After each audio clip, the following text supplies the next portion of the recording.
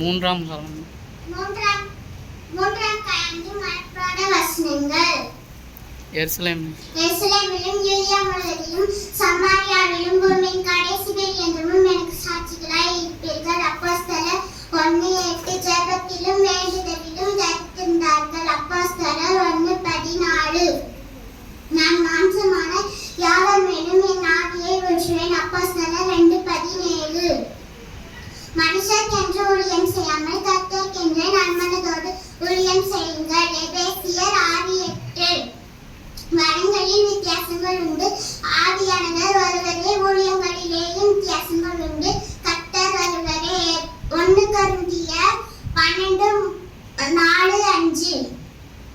மனாவி சிநேகத்தால் உன்னை சிநேகித்தேன்.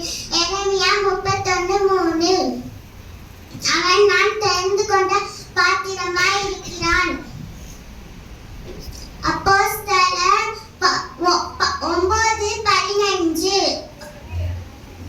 தேவன் பட்சபாதம் உள்ளவர் அல்ல, எந்த ஜனத்திலாயிலும் அவருக்கு பயந்து அவருடைய நீதியை செய்கிறவன் எவனோ அவனே அவருக்கு உகந்தவன்.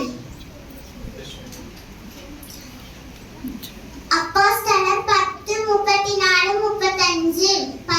பர்னபாவையும் சவுலையும் நான் அழைத்த ஊழியத்திற்காக அவர்களை பிடித்து விடுங்கள் என்று பரிசுத்த ஆவியானவர் திருவுள்ளம் பற்றினார். அப்போஸ்தலர் 13:2. கர்த்தர் உன்னோடே தம்முடைய தூதனை அனுப்பி உன் பிரயாணத்தை வாய்க்க பண்ணுவார். ஆதியாகமம் 24:40.